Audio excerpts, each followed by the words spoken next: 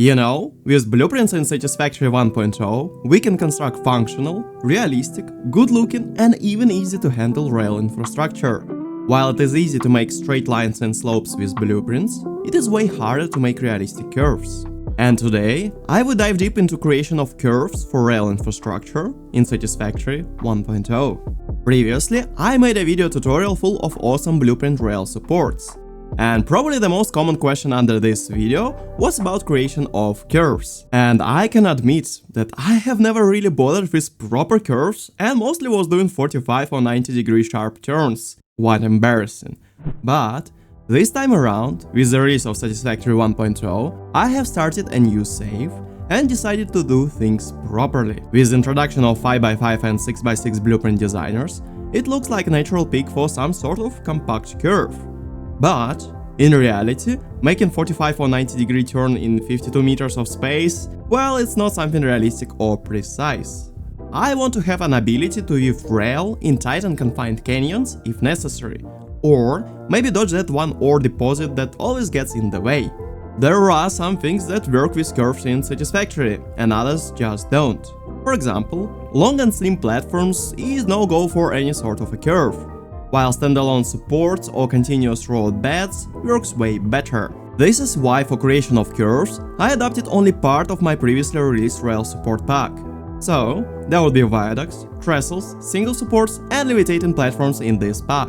By the way, the curve pack and updated supports including slopes, they are available for free on my Patreon. Just sign up and download the pack. And if you are willing to support the creation of my videos, there are some extra blueprints for paid Patreon members, like for example this rail station exterior. You need to be aware that even with the blueprints at hand, you need to know how to place them, and in case of curves, it is not really so straightforward. So bear with me, I will try to explain everything with, well, my voice that is still recovering from the cold. So let's go!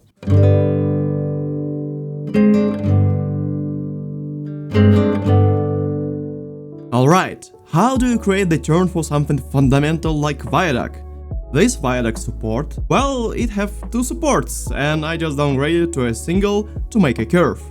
Obviously, there'll be left and right curves to turn left and right. And I want to be really gentle with an angle. After all, we are dealing with the trains that go as fast as 100 miles per hour. But in real life, trains go as fast only in kilometers per hour. So, for example, Chinese high-speed rail, it have the minimal turn radius above 2000 meters or 1.25 miles, which is like half a biome of a Satisfactory map. And anything similar in speed to Satisfactory, well, it will go for turn radius above 1 kilometer. And all those sharp turns that I done before, they are more akin to something like a tram going 10 miles per hour, not to a high-speed train. It is just a physics issue, go fast enough on a turn and you would topple. Obviously there are some real-life shortcuts for that issue, for example you can narrow the gauge, that works. Also we are dealing with monorail, so it's already have the narrowest gauge ever. Then you can actually do the super elevation, but that doesn't really work in Satisfactory. And also you can do the tilting train, but you know, like a lot of people doesn't like this because it make people sick and dizzy. So yeah, there's that. Alright, a lot of things in Satisfactory use painted beams to make custom angle. I just extend the platform with foundations and use painted beams to make an angle. I'm going for 1 meter gap across two foundations for 16 meters, and that would correspond quite nicely with my gap filler, which is a small concrete pillar. Concrete pillars are quite flexible, they have small amount of Z-fighting and can be built even in horizontal plane. Only crutch here is the need of some sort of a surface to begin with. Just placing foundations at other end of painted beams can be exactly that temporary crutch or surface for the concrete pillars to start. Once proper alignment is found, you can just finally build your concrete pillars. I'm using two sets of pillars, one at starting angle, and there is no way I can say this, so I am just using the term finish angle for the second set of pillars. So the starting angle, finish angle, two sets of concrete pillars that are overlapping. This blueprint as standalone pillar, well, it looks wonky, and as usual with Satisfactory visuals, it is all in detail and moderate clipping. Main detail here is how you smoosh pillar to a pillar on a span of a curve. There are two main tools at play. First, there is the nudge tool that allows you to adjust the position of either single build piece or even the whole blueprint before placement. Nudge tool is activated with button H, and it uses arrow keys on your keyboard for adjustment. One can even use half steps while holding Control key in the nudge tool. The second tool is the blueprint designer itself and how it is handling the blueprint creation. When blueprint is created, it is always a cuboid with collision of a snapbox as high as the top part of your creation. Blueprint collision box could not be trapezohedron, trapezoid or bestagon, whatever. It can be only cuboid, and thus we need another set of crutches to build several blueprints at an angle. The trick here is to build from top to bottom. You need to have some sort of a roof or top limiter to place your blueprint underneath. Also over here we can adopt the required angle. First, I place foundation at a required angle, and only then I place two more foundations on top of the first foundation. You can use eyedropper tool with middle mouse button to select build pieces like foundations. After overhang is built, I just remove two first build pieces. Also, you can go into blueprint dismantle mode with button F, and then swap to blueprint selection mode with button R. While in this blueprint dismantle mode, you can use once again middle mouse button to copy the whole blueprint with the eyedropper tool. Or you can even place the blueprint to your hotbar if necessary. Once blueprint is selected, you just press the whole blueprint and place it from down below to an existing top limiter or overhang. Then use the nudge tool with button H and move the blueprint to the desired position with arrow keys. So once again, build the overhang at an angle, make the top limiter and remove the excess. Go underneath, select the blueprint, place it into the position with the nudge tool and just build. Obviously I'm in advanced settings fly mode for the sake of demonstration, but it all can be done on foot with ladders, and the amount of concrete used in something like viaducts is obscene, and you would have all the time in the world to build something like this slowly. As you can see, it takes quite an effort to make curves in such a manner. But this is the most complicated part of the video. With standalone rail supports, building curves is way easier.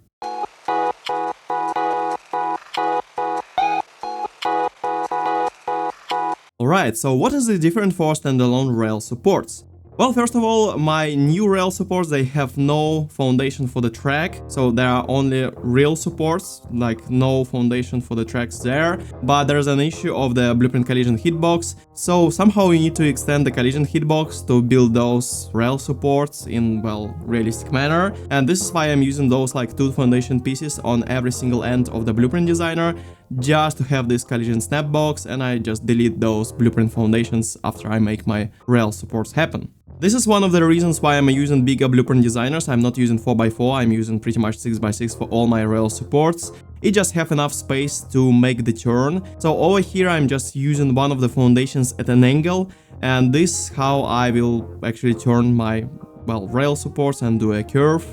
Be aware that you can import pretty much any size of the blueprint into any stage of the game where you already unlocked blueprints, so Mark III blueprint designer, the blueprints there can be put into the world where you only have Mark I blueprint designer.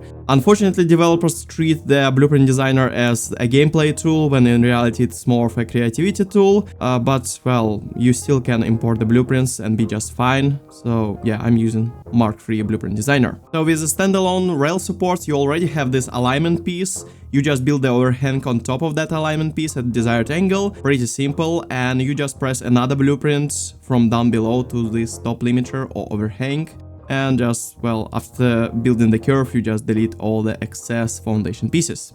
As you can see over here, you can build the junctions quite easily. So for example, over here I just used the left and right curves, snap into one single starting position, and the result is quite gorgeous, to be honest. Also, I'm thinking about making a bit fatter support and placing over there where I have like double support. Also, the guilty pleasure of mine is to make the trestle supports. The curves are quite easy over there, although I'm trying to make the trestles quite low, so it's more of like beneath layer of the rail supports. But if you are going for something even higher, well, levitating rail supports make sense.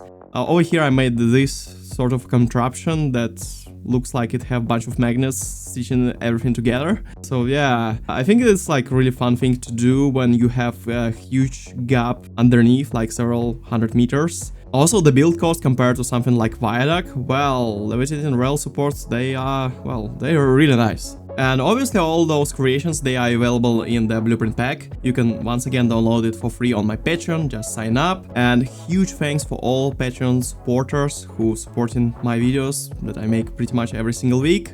Special thanks to this week new members with tips above $10. Let's welcome Sevnir and Yakez. The installation instructions for the blueprints are in the blueprint folder or in the blueprint pack. Just read the readme file. I already explained how to make straight lines and slopes in the previous video, so for that you can actually check out this previous video, it's kinda nice. Also, I'm kinda curious, do people actually require the video about the train stations and any sort of a junction in Satisfactory?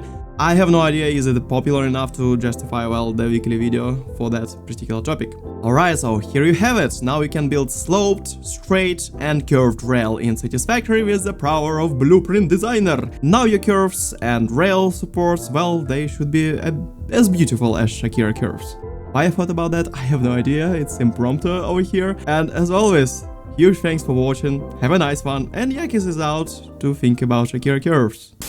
Whatever, we meant to be together. Subscribe.